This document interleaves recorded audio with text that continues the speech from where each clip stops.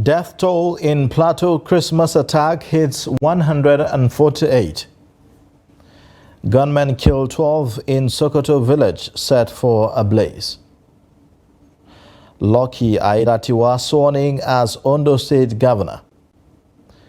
Away from Nigeria, Burkina Faso opposition leader goes missing. These are the headlines on Trust TV News Update. I am Ayuba Ila. Thanks for joining.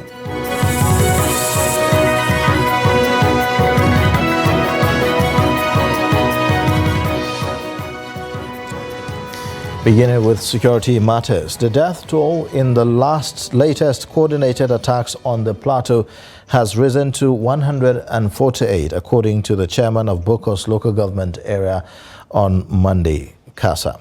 And that's Monday, Kasa. Now, the toll reported on Wednesday marked a sharp rise from the initial figure reported by the army on Sunday evening of just 16 in a region plagued for several years by religious and ethnic tensions.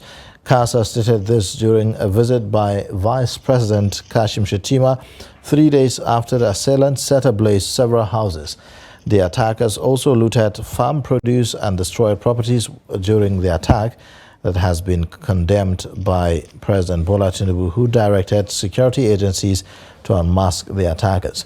He said that 38 communities were attacked on Sunday, the worst outbreak of violence in Plateau since May, when more than 100 people were killed in farmer-herder attacks. The Vice President Kashim Shettima said that President Bola Tinubu's administration is determined to bring to an end the security challenges in the Plateau and other parts of the country, noting that President Tinubu was torched by the barbaric act. Shettima assured the people of justice and promised that the perpetrators would be brought to book. The Area Consultative Forum has condemned the attack in Plateau State and raised concern over what it described as the increasing insecurity in the region. ACF, in a press release by its National Publicity Secretary, Tukur Muhammad Baba, regretted the attack that resulted in the death of over 100 persons, with many others injured. ACF therefore called on the government to declare a state of security emergency in all vulnerable and banditry-prone communities and follow up with comprehensive early warning and early response strategies that will incorporate the active participation of community members. It also wants the government to empower community leaders and clergy, traditional leaders and other stakeholders to embark on community dialogue for conflict resolution, reconciliation and cooperation. Now, the security landscape in Nigeria's capital, Abuja, is marred by escalating challenges posing a constant threat to the well-being of its residents. The recent incident in Dede community of Buhari unfolded a disturbing narrative as more than 20 individuals fell victim to a kidnapping on December 9th. In this report, Noel Samson speaks to Mustafa Taidi, a father whose 4 children were among the kidnapped, who have fortunately regained their freedom. Against the backdrop of locked houses and residents seeking refuge elsewhere, Mustafa Taidi shares the gripping tale of his 4 kidnapped children now safely returned. Actually 14 days in captivity. They returned 15 days until we'll reach an agreeable amount. Then after payment, then they release them the next day. We paid the ransom on Friday, and on Saturday morning they were released. Ensure security on the citizens that live in Abuja environment, all Nigerians. Like now, you can't travel to some of the hometown of anyone because of the insecurity along the way and even at home. In an effort to provide broader perspective, Commissioner of Police FCT Haruna Garba offered updates on the unfolding situation. His contribution includes valuable security tips aimed at enhancing community awareness and preparedness. The incident of Dede is an unfortunate one. We have our men on ground on patrol. So when the thing happened that very night, there was a prompt response by the police, and 7 out of the people that were abducted were rescued almost immediately, unhurt. The statistics is there. From the information available to me now indicates that the rest that are in the hands of the abductors have now been released. The FCT, as I can tell you, is safe. There's no way you cannot go into to celebrate, the new year as it's coming. Everywhere is safe. But I can tell you that and advise members of the public, in order to curb the activities of this one chance, is that they should board vehicles from designated car parks. Assuring the residents of the Federal Capital Territory, the FCT Police Command says it is actively engaged in comprehensive efforts to secure the lives and properties of citizens. Despite the unsettling incidents, there's a collective commitment to install confidence in the safety of the community. Noel Samson, Trust TV News, Abuja. Gunmen suspected to be terrorists have killed no fewer than 12 persons in an attack on Kuria village in Raba local government area of Sokoto state. A resident in the affected community told journalists in Sokoto that the incident happened on Sunday night following the invasion of the village by suspected terrorists who came with sophisticated weapons and shooting sporadically. The source said that the terrorists set 4 victims ablaze, abducted 3 women, and also wrestled an unspecified number of livestock. Meanwhile, troops of the Joint Task Force Northwest Operation Hadarin Daji were said to have responded to a distress call from members of the community, mobilized and confronted the terrorists, neutralizing some of them in the process. When contacted, a spokesman for the Sokoto State Police Command, ASP Ahmed Rufai, confirmed the attack, but said that the command will issue a formal statement after compiling details on the attack. He said that the update the police had was that 7 persons were killed and several others sustained different degrees of injuries. In a similar vein, bandits on Wednesday stormed a weekly market at Gongo Maliki, abducting several traders and also cutting away wares including food items worth hundreds of thousands of naira.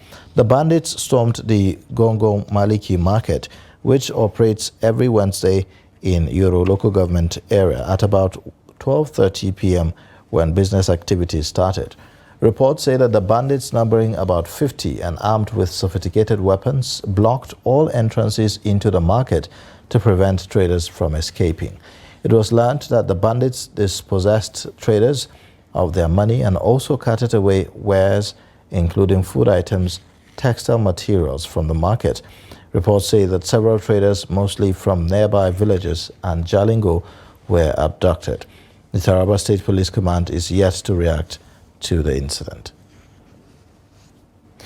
The scourge of abduction continues to cast a dark shadow over Kaduna State as gunmen abduct a retired priest, Reverend Philibus Bamai of Ekwa Church, demanding a 1 million naira ransom for his release. Reverend Bamai, who retired from service on December 17th after clocking 65 years of retirement age, was abducted on Sunday at 12:50 a.m. at his home. According to a source, the cleric was carried away while his wife was severely beaten with a stick and left with a cut on her head and bruises on her back. Now, the source said that the kidnappers first demanded 5 million naira for his release, adding that as of Monday, they reduced the ransom to 1 million naira. So far, about 300,000 have been mobilized as the community calls on security agencies to beef up security in the area to protect lives and properties. In another tragic incident, 4 individuals sustained injuries on Wednesday when a fire broke out at the Fat Mobile Filling Station, an independent oil marketing firm located along Old Road opposite Toriko Badagry Road in Lagos. Now, the incident, reported by the news agency of Nigeria, unfolded as attendants were dispensing petrol inside jerrycans behind the station at approximately 1 a.m., leading to a sudden explosion. A source disclosed that the injured individuals were taken to the General Hospital in Badagry before the arrival of the service personnel. Isaac Dosa, the station head at Badagry Fire Service, Lagos, noted that they received an emergency call at 1:15 a.m., responding promptly to the scene. Concerned relatives gathered at the hospital's entrance, anxiously awaiting update on their loved ones. The victims, brought to the hospital around 1:30 a.m., received prompt attention from the doctors and nurses on duty, as stated by the medical director, Olatunji Bakari. Bakari further mentioned that the injured are presently undergoing treatment at the hospital's emergency unit. The acting governor of Ondo State, Lucky Aiyedatiwa, has been sworn in as governor of Ondo State. This development followed the demise of the state governor, Rotimi Akeredolu, on Wednesday after battling with complications arising from protracted prostate cancer. He had embarked on 2 separate medical vacations, the first on April 3rd, 2023, and the second on July 10, 2023. On September 7th, he made his way back to the country and promptly notified the State House of Assembly. Aiyedatiwa was the deputy governor until Wednesday, December 13, when power was formally transferred to him after Akeredolu went on another medical vacation. Now, contrary to reports in circulation that Governor Rotimi Akeredolu died of leukemia, the Ondo State government has said that the late governor died of complications arising from protracted prostate cancer. The state's Commissioner for Information and Orientation, Bamidele Ademola Olateju, in a statement said that 67-year-old Akeredolu died on Wednesday while receiving medical treatment in Germany. And the commissioner said that a letter has been sent to President Bola Tinubu to officially inform him of the development, adding that the deceased's family and the state government will release further details regarding the funeral arrangements. Rotimi Akeredolu, known as Aketi, served as Ondo State governor until his recent passing, concluding a distinguished career marked by legal expertise and political leadership. Educated at prestigious institutions, including the University of Ife, he excelled in law, becoming a senior advocate of Nigeria in 1998. His victory in the 2023 election, adopting the title Arakunri, showcased his distinct approach. And despite health challenges, he secured re-election in October 2020, taking a second term in February 2021. His legacy is defined by resilience and impact, leaving an indelible mark on Ondo State and Nigerian politics. Akeredolu's recent passing marks the end of a chapter in the nation's political landscape, mourning the loss of a beloved leader. President Bola Tinubu has described the former governor of Ondo State, Rotimi Akeredolu, as a man who moved the nation towards equity, fairness and justice in his advocacy against injustice in the country through the instrumentality of the law.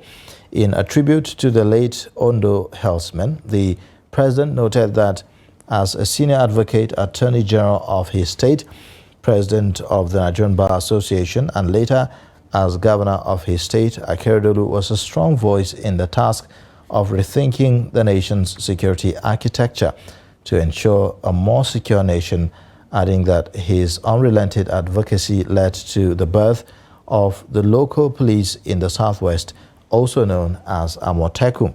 The tribute noted that Akeredolu's footprints dot the entire landscape of the state through the hundreds of kilometers of roads he constructed, the many schools he built, and healthcare facilities that he provided.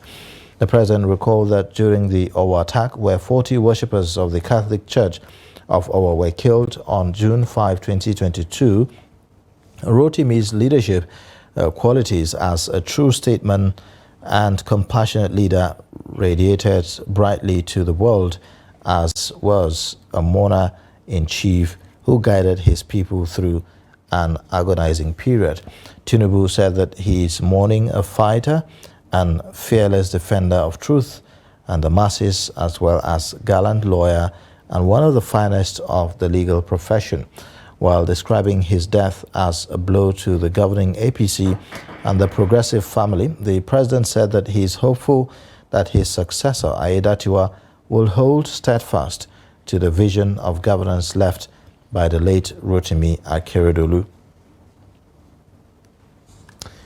In a related development, former national chairman of the All Progressives Congress, Senator Abdullahi Adamu, has commiserated with the people and government of Ondo State on the demise of the governor of the state, Oluwa Rotimi Akeredolu, SAN, who passed on to glory in the early hours of Wednesday at the age of 67. In a letter of condolence sent to the new governor of the state, Lucky Aiyedatiwa, Senator Adamu described the deceased governor as a lawyer and a politician of distinction who rose to become the national president of the Nigerian Bar Association, acknowledging that the loss of Akeredolu as a painful development. The former APC national chairman said that his family, the people of the state, and indeed should take comfort in the fact that he lived a very fruitful and impactful life. Meanwhile, Senator Adamu has joined the people of Kano State in mourning former Speaker of the House of Representatives, Gali Abba, who also died on Wednesday morning.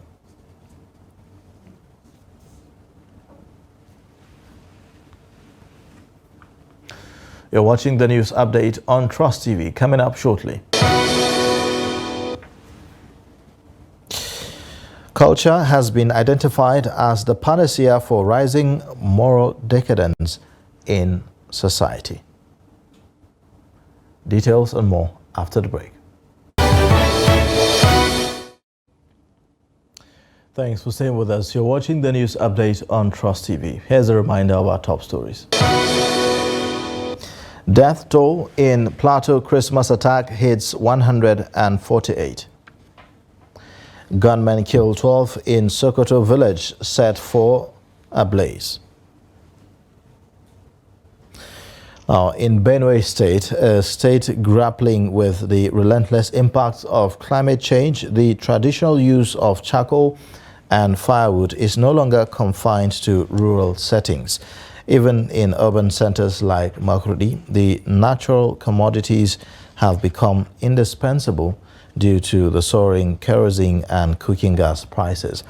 Adding to the predicament, uninformed farming practices contribute significantly to the wanton depletion of trees' resources.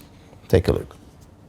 In Benue State, a confluence of factors, including exorbitant cooking gas prices and a shortage of alternatives, are propelling the daily felling of numerous trees. This large-scale deforestation is casting a shadow over the state, heralding a potential environmental catastrophe. Amidst these challenges, the environmental biodiversity is severely compromised, worsening the impact during both the rainy and dry seasons. Experts expressed concerns about the inadequacy of current efforts by national and state governments to address this escalating ecological crisis. The more we plant trees, the more we are going to tame this global menace of global warming. So the more the trees, the more the cooler the environment will be.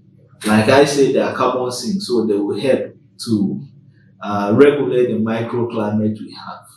We're probably not sure what we will eat in the next 3 to 5 years if the trend does not change.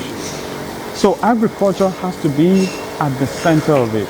But in discussing agriculture, every other factor that impacts agriculture needs to be taken into account. That was why we needed to also predict climate change. It's a reality that many of our leaders have avoided. They have avoided. Some of them have refused to see climate change as an issue to take into account. Some of the economic factors responsible for the continued dissemination of trees remain unaddressed, leading to some counterproductive activities. There are a lot of trees in farms that make farms to produce less quantity of product. So for them, they remove all those trees to enable them cultivate land so that it will generate or produce a large quantity of yield. To avoid the impending artificial or man-made environmental disasters, sustained efforts are imperative. Experts unanimously call for increased awareness campaigns, enlightening the populace about the fragile state of our ecosystem. Simultaneously, effective government policies are crucial to curb the unrestrained felling of trees. Without swift and decisive action, the current trajectory poses an imminent threat to the delicate balance of environment. Jimmy Azande, Trust TV News, Makurdi. In Uvi, Delta State, residents are championing a call for young people to rekindle their ties with their cultural heritage, emphasizing its pivotal role in addressing prevalent social issues. The community notes that challenges like mental health issues, addiction and violence among the youth often stem from a disconnect with their cultural roots and traditions. Jonathan Awaye reports. The residents lamented that many young people have lost touch with their culture and traditions, stressing that this has hurt their identity and sense of belonging. Others who spoke with Trust TV argued that some foreigners now believe in our tradition more than the original owners. Our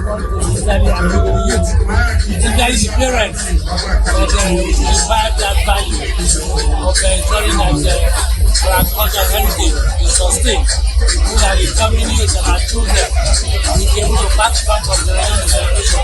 Today, all of us come together to showcase all our cultural heritage, to make us happy together, and we also do this thing once in a year, which is every Boxing Day. This is something that is bringing unity between us.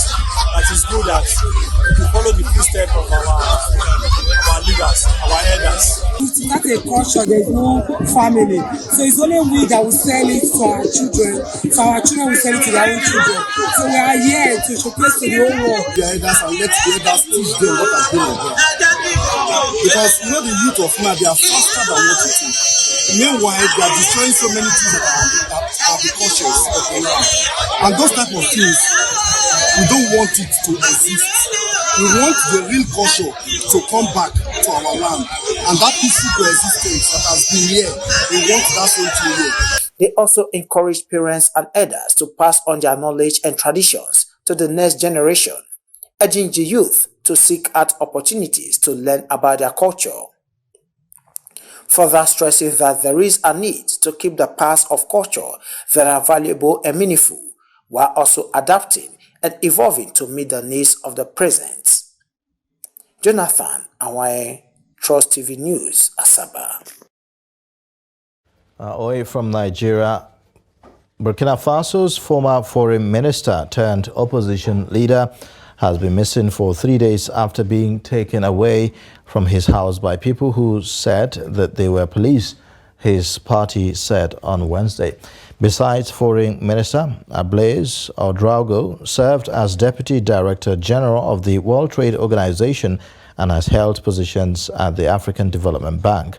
He is currently head of the opposition party, Lifaso Trement, and has been critical of the military regime that has ruled Burkina Faso following a September 2022 coup. On Sunday evening, Ouedraogo was taken away by individuals who presented themselves as members of the National Police at his house in Ouagadougou. Lifaso Atrement said in a statement released on Tuesday. Since then, the party has not had any news of his whereabouts and has been unable to contact him, it said, calling for Ouedraogo's immediate release without conditions.